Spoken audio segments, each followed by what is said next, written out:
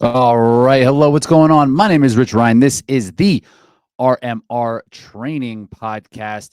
Today, I'm going to do a bit of a recap from our most recent race weekend in Miami, Florida. We ran doubles. It's just me today. It's a lot of logistics going around where we have a race weekend. Meg was unfortunately ill, could not participate.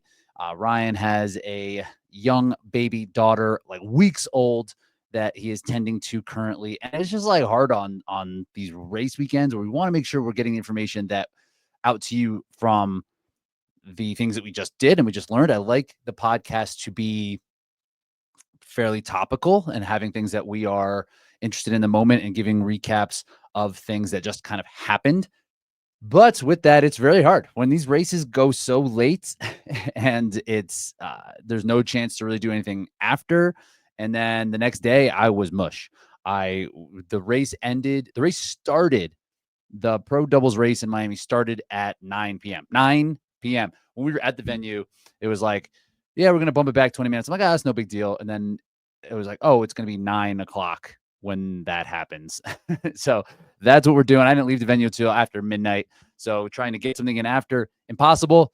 Trying to get something the next day, I was just a dead person. I just like couldn't do anything. I got on a flight at like 9 a.m. So got like 2 hours of sleep maybe, because it's really hard to wind down. And so now I'm just hitting this solo. It's Monday morning. Little tip I got on these race weekends because they are so demanding. On the feed.com, there is a product called Orthomol, which has gives you like 30 servings of an immune booster. It has a couple of different things that it helps support, but it's just like this mega immune booster that I bring with me on race weekends that I take before the race and after the race, and then in the subsequent days after when I've traveled home. Because just like with travel, lack of sleep, incredibly high demanding event that'll run you down, and just being around a lot of people, the Hyrox events are basically a recipe to getting sick. And we don't want that because we want to continue to make progress in training. So making sure we're doing that in a healthy way is most important. And sometimes these races, when they're on multiple days, now athletes are doing multiple races, which is going to beat you down even further. So making sure that you are taking care of yourself as much as possible is critical. And I found that having this Orthomol product has been great to just try to help boost the immune system. I don't know if it's going to work every single time. I feel okay now. I hope to feel okay for the rest of the week as I have a race in Atlanta. Holler at it. Holler at me if you're coming to Atlanta, down Hotlanta. I'm excited. Haven't done an event in the Southeast since just this past weekend in Miami. So then moving up a little bit north into the ATL is going to be really fun to check it out. And I'm excited just to be around there. I'm racing on Sunday. So in the podcast today, what I'm trying to kind of work through and what I want to talk about is how a doubles race can translate to a singles race and vice versa, right? If you're planning to do your first singles or your first doubles and you want to have a bit of a strategy going into it, then that's what I'm going to try to work out now. And there's resources like RoxOpt, which is probably going to be better off, that is going to help you just in like a snapshot. But from my qualitative standpoint, and I'm going to do as much as I can to try to quantify this thing and figuring out which directions these things are going and how to kind of project your run pace, your station pace. And I want to give a little bit of recap of the race that we ran together. You notice, again, I said Ryan Kent, he's busy. He's not. He's just ducking me. He's just dodging me. That's all that is to it. Not the first time. He showed up on course, though. And shout outs to those dudes, man. That was so fun racing against Ryan and Rylan and being able to have a push right from the start and seeing them because they both are in less than peak performance, in the past couple of races where Ryan's coming off injury and Ryan's still just building back, but coming across in that time and having it be punching their qualifier for World. I'm so excited that we're going to get to be hanging in Chicago together and get to toe the line again. So shouts to my dude. If we are not caught up, we ran the Elite 15 doubles this past weekend in Miami. It was not the Elite 15 doubles, it was pro doubles, but it was a qualifier for the Elite 15 race. For the first time ever, Hyrox is doing a pro Elite 15 doubles event at the World Championships for men and women. So there are 5 different events across the globe that will allow you to race your way into the Elite 15 race. There was one in Houston. There's been one in Australia. There was one in Paris just the same weekend. And there was, and I think that's it. And there's one more in London in, I think, like 2 weekends. So it's straightforward. Top 3 finishers in these events punch their ticket. So it's a really cool way to be able to raise our way into competition, which is something I've just been begging for from Hyrox for a long time.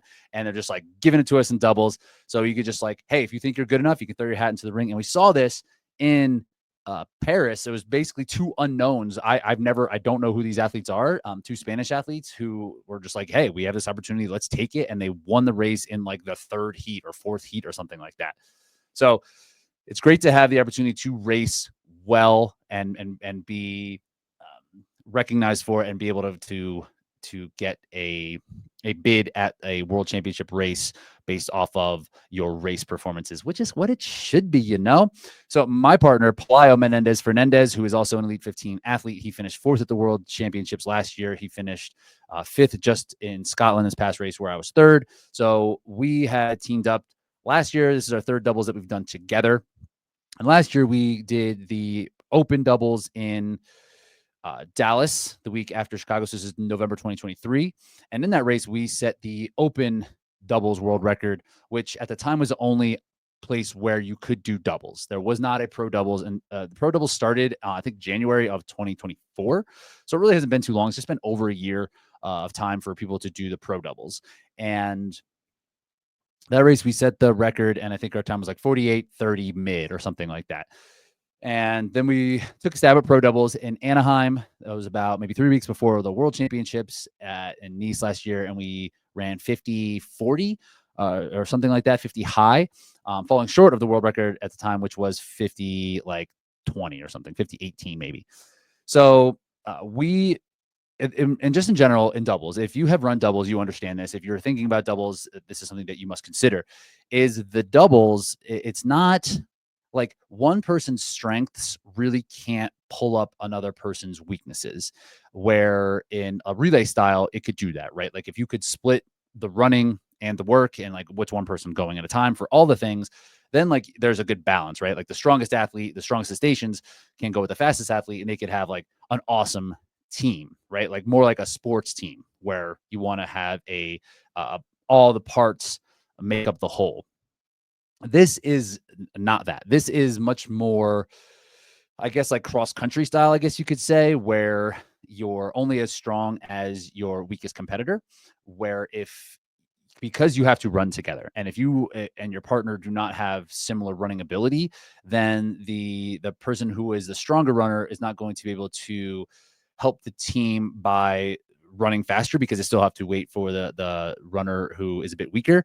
And if the weaker runner is stronger in the stations, they're probably going to work harder on the run, so they get into stations and they're more tired. And then there's not really a good way to balance the things out. So the best way to do your best in doubles is to have a partner who's pretty similar to you, right? So, and then being able just to maximize strategy and fitness. And Pelayo and I, we are pretty similar archetypes when it comes to a Hyrox athlete. There's a couple of athletes like us now that I think exist who are doing well. I'd probably put James Kelly in this bucket, Tim Vinish in this bucket. I think Dylan Scott's in this bucket as well. People who are going to be run first and then station, and people who are going to be a little bit slighter in frame, which is going to be just generally more advantageous for runners, right? For the running part. So Pelayo and I both come from endurance backgrounds, and we are run first. So our running is where we have an advantage over the field in an individual race. So in doubles, it's kind of amplified because we can then split the station work and get some recovery in between, which makes our runs that much faster. So we've been a good team. So we came into this with the goal of qualifying for the World Championships in Nice, which we're both qualified individually. And it's cool we get the opportunity here. The individual race is on Thursday, The doubles is going to be Saturday. So that's not, this is going to be a very hard weekend. And I'm sure I'm going to be sick after this week. There's no doubt I'm going to be sick. No matter how much Orthomol I'm taking in, I'm sick. And I can be sick after Worlds. That's fine.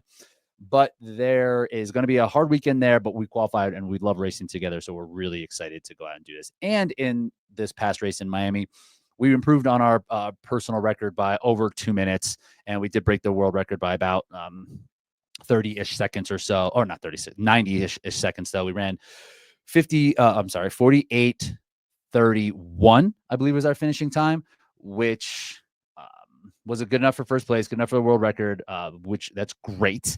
And then, yeah, like I said, Ryan Kent and Rylan Shadag were also about a minute faster than the previous record. They ran 49:51, so they were about 30 seconds faster than the previous record, 20 seconds or so. And so overall, that's great, right? The result is awesome. We are really excited about that. And one thing that, again, makes us a really strong team is the mindset that we come into this together. So talking about like the strategy and how that kind of plays out, we think about it pretty thoroughly. So I'm going to give you a lot of the strategy that we took into this and also kind of help project what the running and the times can kind of mean in either direction. Lots of background, lots of just talking right there. All right, so let's get into it. So let's just start out with the running piece here, where I kind of look at the numbers, and I've had what I'm trying to figure out, and I don't quite have a hard answer, right? So if you're sitting there like, give me the answer, I don't have it, but we're working this thing out together. So I looked at my running singles time, my running doubles time, and then I took a couple of different factors in that I can kind of take from my training and help project in either direction. So that's threshold pace and then also like projected marathon pace. I believe that marathon pace is something that should be able to be held during the running of a Hyrox event. If you listen to our last episode, we talked a lot about pacing for Hyrox. Ryan Kent has a marker of like your 5K plus 30 seconds per mile, kilometers, maybe the same, not sure. And that's just like a way to kind of have a sense of, okay, I ran this for 5K, so here's what I can do in my Hyrox training that I should be able to hold. I think if you have an idea of where your threshold pace is, then it can project out to your marathon. And we're training a lot at threshold for our actual running event. Quick shout outs to me here. Just released a video on YouTube talking all about the ins and outs of threshold, what that kind of means for Hyrox training. So take a look at that over on YouTube. But your threshold pace is something that you should probably be able to race at for 45 to like 75 minutes, depending on your conditioning. The pro athletes, they're running pretty close to a marathon at threshold because they're crazy. But it's really about like as fast as you can run for the longest amount of time. So this is the best way to build high-end fitness. We talk about this all the time. I don't want to get too far into this right now. But you are training at threshold. So if you have an idea of your threshold pace, then you can kind of project what your race pace is going to be off of that threshold pace. So I'm going to back up to my race in Chicago, which is in November. The most recent results that I've had in Hyrox were Glasgow and Las Vegas. Las Vegas was not a great race for me, so I'm not going to use that data for a variety of reasons. I don't think my pacing was right. I think I made some mistakes, and I just don't like it. I'm not going to use it. Throw that one out. And Glasgow, the running, I think that course was short. Honestly, I don't think it doesn't add up in my head, like how that running could be the way that it was with that course and those times that came out of that venue. So I'm going to throw that out as well, because I don't think those times are really going to translate, especially when it comes to the standard non-grid style format, where we can be pretty sure that it's going to be 8.7 kilometers, no matter where we are in the world, on race day. So that is why I'm going off of Chicago. So in Chicago, my 8.7, and just a little caveat here. Hold on one second. Sorry, I got to grab a calculator. I'm doing some math. So what we need to understand, right, is that it's 8.7. So when we're looking at our race pace, we can't just take the final run time on what we're given for Hyrox, right? Like if we look at it and we're like, because the courses are all different and the runs and the rock zones are going to be different. So sometimes the runs are going to be like 1.1 kilometers. Sometimes they're going to be 0.9. More likely they're going to be short. And each kilometer is going to be a little bit different because the start of the race does not start where the out of the rock zone is, right? So sometimes it's further back, sometimes it's in front of it, sometimes that first run is short, sometimes it's long. So the rest of the runs kind of have to make up for that. So we never really know what each run is going to be. Like it's just the deal with this.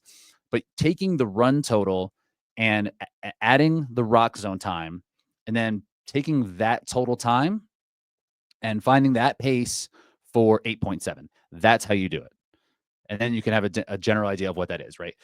So for my singles time in Chicago, my 8.7 average was 5:48 or 5:35s per kilometer. That's what my like run pace was throughout the entire duration. At that time, my training threshold runs were about 5:20s, right? So from there, it's about 28 seconds per mile slower than my threshold pace, right? And the formula that Kent gave us, where it's like the plus 30. Again, this is a really great, like that's just pretty fairly general. I'm just giving you like literally what it was from what I had. And this is going to be different from each athlete, right? Like how well we're able to sustain that threshold pace and how conditioned we are at that threshold pace is going to matter for how well we're going to be able to run it at Chicago. In Chicago, I don't necessarily know if this 5:20 pace is something that I could have held for a duration longer than like an 8K. And I was doing these more in like thousands and miles. So this might actually been slower if we teased it out a little bit more. If I was racing at threshold, it may have been closer to like 5:25. I don't want to say 5:30, but maybe 5:25. So let's just say like 20 seconds. Let's just give us 20 seconds here. Again, I told you I have some stuff written down, but I'm just working this out, bro. I'm just trying to work this out right here. So let's say it's 20 seconds per mile slower than your threshold pace is like your race pace. And that would mean I'm sorry. I'm going to try to do both the kilometers back and forth, but I don't know if I'm going to be able to hit all that. So this also projects out that threshold pace. Another thing that I do like to do, right? There's these calculators that you can find online. The one I like to use is called VDOT calculator. This is based off of Jack Daniel's formula, and there's a bunch of like charts that can kind of project your race results from your training, right? Usually, like, so if like you ran a fast 5K, you could be like, okay, I ran my 5K here, so if I train for a marathon, I could expect my marathon time to be this. In general, if you run that 5K and then like your marathon's like the next weekend, it's probably not going to be apples to apples, but what it is going to help you have like a direction. It's usually good like one or two distances in either direction. So like you can probably project your 3K and your mile fairly okay, and like your 8K and 10K fairly well from a 5K. So like, but once it's like, okay, I ran a mile in 5 minutes, so that means my time for a marathon. Those are just completely different things. But threshold is a good fit. Like it can kind of cover a lot of ground because it's that like general middle spot. So I think it's fair to project out what your marathon pace would be. You might not be able to finish a marathon in that because the muscular demands are so much, but the pace should feel about the same. So if I'm running threshold at 5:20 per mile, that's about that. My marathon pace is 5:37s, and that's 3:19 to 3:29. So 3:29 per kilometer for marathon pace, right? So, and then if we look at that toward my singles race, it's about 11 seconds per mile and 6 seconds per kilometer. So that's like a fair, I think that like, so to me, when I'm looking at this, and this is just like my theory, my thought, like, and it's extremely subjective, but I think you should be able to run marathon pace. I don't see why not. Like marathon pace isn't fast, something that you have to run 26 miles for. Like none of those miles are fast miles. They're just like hard. And I think that should be reasonable for people to run in Hyrox. Again, depending on your conditioning. So when we look now at the doubles pace for this past race, I believe my threshold's better. My threshold pace in training is 5:08, which is 3:11s per kilometer. This is something I've hit 2 to 3 workouts at this, and like hit them, like did them. So I am confident to be like, yes, this is kind of where my threshold pace is. And then so now looking at the race in Miami, our doubles pace was 5:15 for the 8.7, 5:15 per mile, and 3:13 per kilometer. Right. So it obviously shortens. So that becomes a much tighter gap between the two. So we're much closer to running at race pace. And so it's plus 7 seconds and plus 2 seconds per kilometer, plus 7 per mile. Now it's still slower than threshold. I thought when we finished, I was like, man, we're probably running pretty close to threshold pace. But when we look at it, and there's a variety of reasons, just like in and out of like the rock zones, the way the turns are, like it's just going to be slower than just like running dead straight on a path, a track, or a treadmill.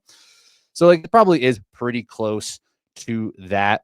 And then that projects out to 5:25 or 3:22s for marathon pace.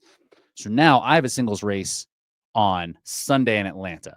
So I'm looking at this. I'm like, how can I then understand what I should be able to run for the singles race? And I think that's what I'm going to kind of aim for, is that plus 20-ish seconds per mile, which put me like 5:28, which is much closer to that marathon, the 5:25, than what I was in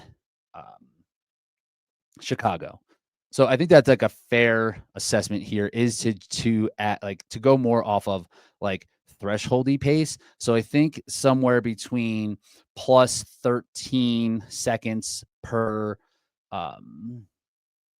mile pace. So that would be closer to like 10 to 11 seconds per kilometer of running.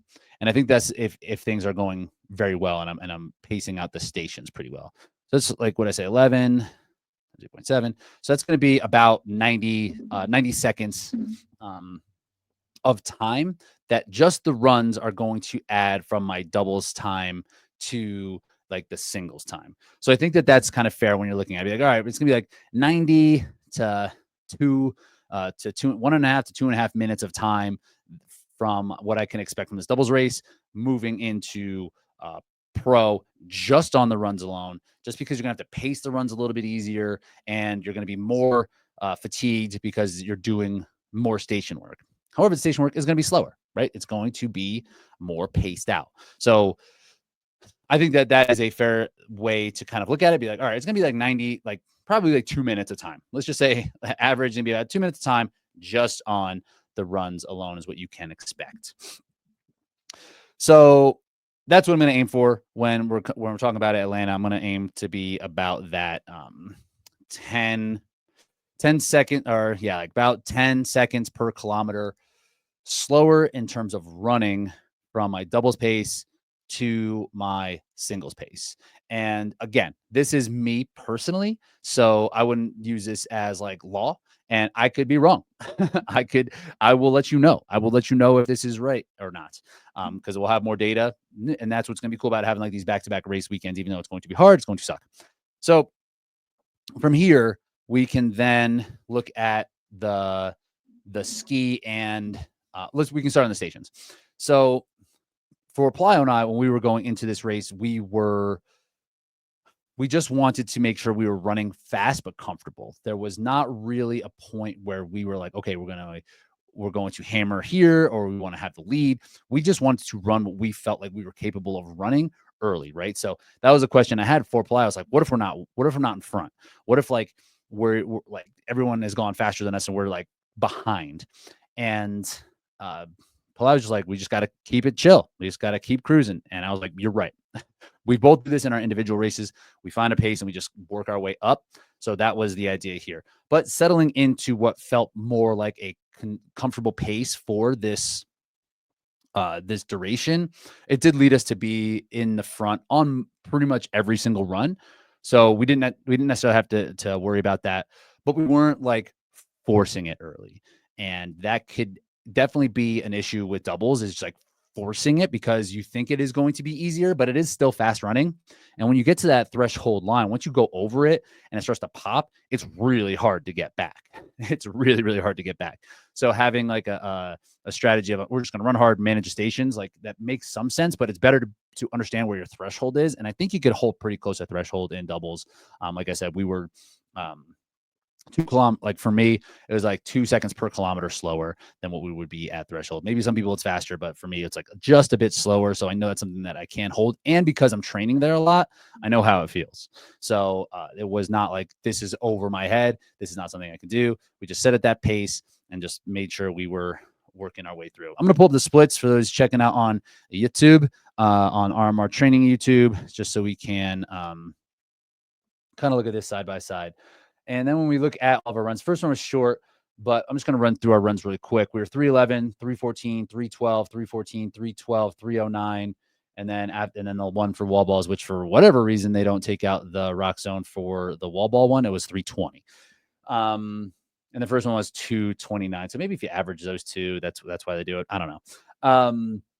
So we were pretty consistent, right? This isn't crazy. The one after ski was obviously going to be a little bit fast, but coming out of pull, we were faster after burpee broad jumps. That was our slowest one, but it tied the slowest one for our push, and it was only 2 seconds slower than our one from the pull. So like these were just consistent splits. In general, in everything, if you're going to run consistent splits, like that's the best way to run your best. So coming in the ski erg, that are like this is another spot in doubles where it's like you're feeling ramped up and you can really sell out. So we put a strategy. We did 300 or we did 200, 300, 300, 200. We did this so we could have a little bit of recovery on the first one. And then for me, because I was starting and Playa was finishing, and then he can get just a shorter bout of skiing at the end. So that is just what worked for us. And we finished in 337. So I was pulling somewhere, and that's a couple of transitions, right? And I was pulling between 140 and 138, where in a pro race, I'm going to be like 148. So it was like it was about like 10 seconds per 500 faster. So quite a bit faster, but with that rest built in there. And coming out of the ski compared to where I've been in Chicago, and I have Glasgow up here as well. My ski was closer to 4 minutes in Chicago, and it was 3:47, 10 seconds slower than what we were for doubles. So again, this is not a spot, I don't believe, where it matters at all. Like you want to be competitive, you want to be able to have your nose in there, but like if you are not, like it's just not going to matter, and like you're going to be able to sell out a little bit too much. We came out of here, I think, in 4th or 5th. And then on that next run, we were able to come into the sled push still in that first position. So we were able to just come out there and just kind of cruise our way through the competition and come into the sled push, like still feeling okay. Here we were 132. And this is about 30 to 40 seconds faster than what I would typically be in a pro. And so this is going to be a couple more breaks, right? We would go we just did halves the whole way, half. So like the rest we get, it's almost the same as what we would get in a singles, but everything is just going like faster, right? So if it's like 8 seconds for half of it, then we get the rest like 8 seconds. And usually I'm going to be resting between 5 and 10 on a singles. But I'm probably going to push it for a little bit longer, somewhere between 15 to 20 seconds of time, and taking that like 5 to 10 seconds there. So the rest actually equals out to be about the same. So the sled push, I don't feel like is very challenging in doubles, because if you want to split it that way, like I think that's just like the smartest way to do it. Even if there's someone who is disproportionately stronger than the other person, it still just makes more sense to split it halfway. Just because in the name of the game of doubles is like going as fast as you can without blowing up. Right. So you want to just make sure you're maximizing everything you can and not killing yourself. And that's the best way to do that is by breaking often. So 132 was it looks like the third fastest of the day. I don't know how much faster this can really get. Like I said, if there is some beast who can just like hammer the thing, and like it's 2 beasts who are doing full lengths, and you get that full length, and you get like that 1-to-1 rest. So say you're pushing it down in 16 seconds, like you really 15, 16 seconds, like you really hammer the thing. And then you have a full 15 to 18 seconds to recover, which is like pretty solid.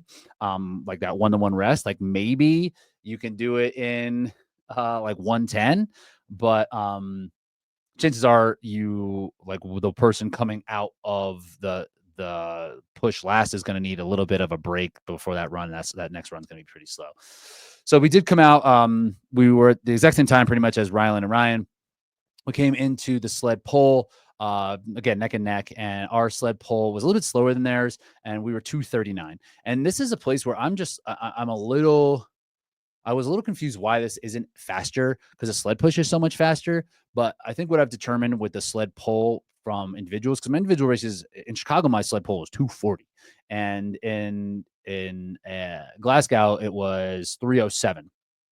So like really not that much faster than individual. But for me, when I'm doing individual races, I'm conserving on that run after the sled push, and in doubles, I'm not. We are running as hard as we need to run, as hard as we feel like we can, so that we come in there because again, we do get a little bit of breaks. So I think just the work rate's a little higher coming into sled pull than it would be during an individual race for me anyway. And I think that that's just like a smart way to race. Obviously, I think it's a smart way to race because that's how I race it. So I believe in that. But in doubles, it seems like you need to you are putting out a little bit more. So you would your sled pull time might just be like slower than expected. And it's a little bit harder to transition. It's like splitting it halfway. So this is one place where we did make a mistake. Our goal was to do like half a length, and full length, half length for the same reason. Just like let's get a little extra recovery for the first and last split, just so we can feel okay. And but I do think like pulling it one person all the way through is probably a little bit faster. I screwed up on like the second length. I just forgot we weren't doing halves, and I just like dropped the rope and got out of there. And Playa was like, he had to scramble and get back in there. I was like, oh my god, I messed up our strategy. And then I think we just split it for the rest of the way. So coming out of there with the 239 is fine, and we're okay. We were pretty. Ryan and Ryan did put a little bit of a little bit of time on us, but only like a second or two. So we were able to come out of there just behind them slightly, and then we came into burpee broad jumps again, just ahead. And this was a station where we wanted to put a major emphasis on, and this is where we were like, okay, we're going to go hard here, and then we're going to go hard on this next run, and it's just going to suck. And that's kind of the deal in doubles in general, is like the work rate is so high, and there's really not much rest on the push and the pull, and there's really not much rest on burpee broad jumps, that fifth run is really hard. And being able to buckle down coming into the row is important, because the row, you get some time. You get to like you sit down as you're working, and the other person's just kind of chilling. So burpee broad jumps, we really wanted to hammer. We did hammer it. We were 134 for our total time, and we were able to kind of get a little bit of a gap here. And we did this in fives. And I came in and I was, you never really know, but I was like, I'm just going to kind of send this thing. So I was going literally as hard as I could, like popping my chest, like dropping my chest down, hitting it as hard as I could off the ground, and trying to pop up as fast as possible, and then jumping as far as I possibly could, just for 5 reps. Right. Again, 5 reps isn't a ton of time to recover, but it's not that many reps to do. So I felt like I could actually do it. And covering more ground through the air is just the move. Even if you have to kind of slow down from the ground to your chest, from the chest to the top of the broad jump, like I would suggest still going hard on that jump, so that you have less burpees to do. And this is really, and then coming out of that, this was our slowest run, but only by 2 seconds, or no, it actually matched our run after sled push. So we didn't even slow down here. And this is where we needed to put on pressure. And I felt that way coming off our sled pull too. I was like, okay, I want to apply pressure here. And our run was a little bit faster. And then we needed to apply pressure after the burpee broad jumps as well. And we had a gap. We created that gap, and then we were able to extend it a little bit more. And then we get to the row, we got to kind of chill. In the past, we've done 500, 500. And this, I think it works fine, but 500 is still like a little long. It's like a little bit, it's like long enough to blow up. And so if we decided this time to go 300, 400, 300, Plow's a stronger rower than I am. And so he's going to take a little bit more of the bulk, and he would typically finish on that 500. So getting there, he did a 300, and then I got on, I did about 450, a little bit more, just to give him a little bit more of a reprieve. And then he finished with like that 250, 240, 250. And then coming out of that, like I felt awesome, obviously, because I had some rest. So I kind of sprinted out of there. And then we needed to kind of chill out a little bit on that next run just to kind of get our bearings. We were still a little bit faster than we were faster than the run before. We were 312. And then coming, and then it's like, we're done almost. I start to think in my head, I'm like, we only have a couple more runs here. We have like this run, and it's really only like halfway through that run. It's like, oh, okay, we only have like 2 more runs after this, and then that's really manageable. So this recovery to get on the row is very is absolutely critical. So for us, when I come out, I'm like, we're kind of done, and I'm not suffering. I'm feeling okay. Like we can sit here and deal with this. With farmers coming up after that, which is only going to be 100 meters, and it's really per person. And so like you could really like pull it together. Like it's not that much more you have. So farmers, I think that's just the best way to do it. I think the move, honestly, is having someone have like chalk in their pockets. They probably have to bring the chalk, have like a brick of chalk so you can chalk up on the run. I thought about doing this and I just didn't bring the chalk. I just didn't execute. So NM. And then but Plyo, he wears light gloves that he wears for the pull, and he wasn't going to do it for the farmers, but like it does slow you down for one person to grab the chalk. So he tossed his gloves on, and he hit the farmers first, and then I finished the farmers so I could get chalk on my hands while he could get to work. So we just did 100, 100. I think that's the move. The run after that was our fastest of the day. We were 309. So we obviously had some juice. Then coming to lunges, we were 223, which wasn't that fast compared to the field where we were 11th, I guess. Let me see if I could find what that actually looked like in terms of the workouts, see who the fastest of the day was, because I'm interested in that. And we did about as many as we could. We were between like 20 and 25, and it was just like a down and a back, which is like advantageous. But there was Noah Olson and Chandler Smith murdered this. They did 158. So I mean, that's CrossFitters coming in just doing CrossFit stuff. Yeah, this is an area we got to work on. We were substantially behind, like Ryan and Rylan. They gained quite some time back on us here. Yeah, this has just been kind of like my thing in general. I just have not been very fast in lunges, so I got to figure out like the best way to do this still. Our transitions were not very good. We didn't practice this, and we just kind of, I guess we just did what we could. But yeah, this needs work. This needs work for sure. All right. So then we just had that last run, and we knew coming into the wall balls, like this is the place in wall balls where it is probably best to like have like one person do as many as possible. Like that's kind of our plan. Like we're just gonna do as many as like I come in. I'm a little bit stronger than Plyo historically in wall balls, so I was like, all right, I'm just coming in, just do as many as I can. 60 was my goal. 70 was a stretch, so I got to 60, and Plyo was like ready, and he came in, and his cadence was like really really fast for the last 40, and we finished there in 325. Which was 5th for the day, and like you can't ask for too much more than something like that. So I think one break is honestly the most that I would want to do, and if we're doing more than that, then it's probably it's probably going to be we're probably in a bad spot. We're probably in a bad spot because of the way that we are feeling. If that's the case, let me try to see who the fastest in wall balls was too. I wonder if it was Noah and Chandler as well. It was. They were 312. So I'm guessing one of them did like a ton of them. They went unbroken. And like then they were 312. And then everybody else was like there was like 321, 324, and we were 325 at 5th. So like again, can't ask for too much more than that. And our run total again was very fast. Our runs said 24 something, which again is not the case. But the run and the run total with the rock zone was again averaging about 5:15, 3:13 for the total. So coming across in that time of 54. Oh, I'm sorry, I'm all screwed up now. Bear with me as I get this trying to do multiple things at once, trying to pull up the splits. Okay, 48:31. is, we can't ask for anything more than that. That's about as much as we could possibly. I thought sub 49 was on the table when I was like looking at this, like thinking about the actual like day. And yeah, I guess there's some time. There's probably 15 seconds on those lunges that we could kind of squeak out. Everything else, I think we maximized pretty well. And of course, there's always gonna be time on the runs. Is there a shot at 48 flat? Of course.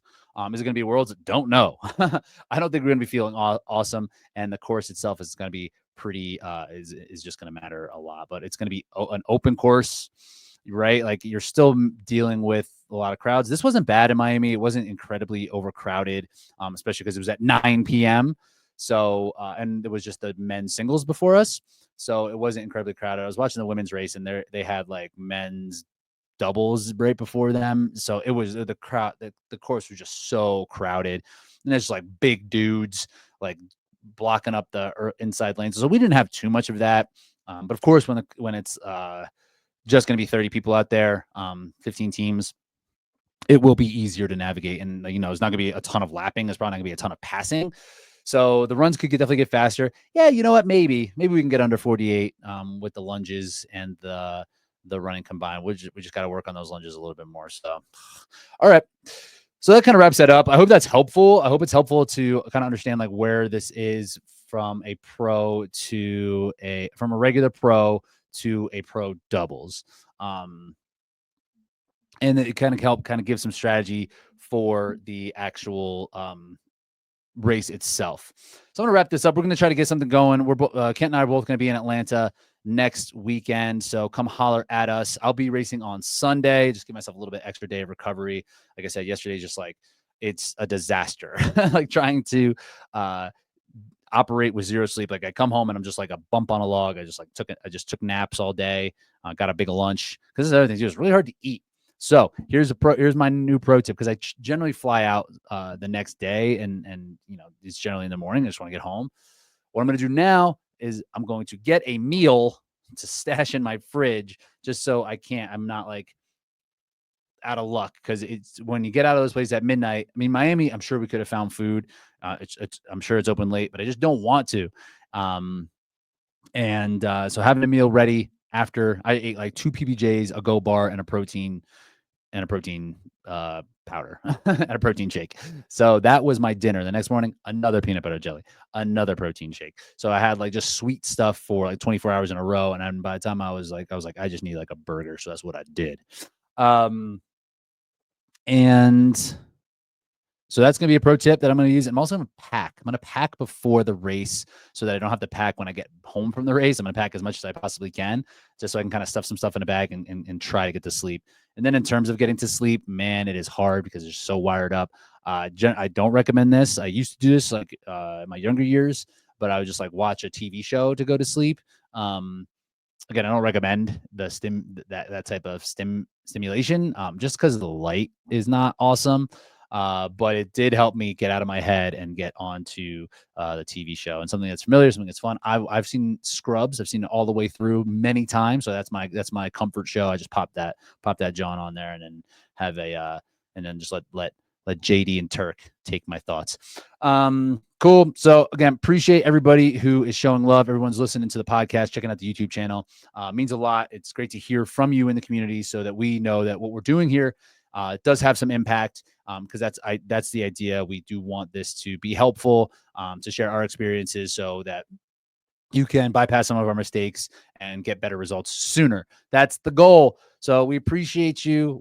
Thank you for listening. Share this with some friends who are into Hyrox, and we'll talk to you soon.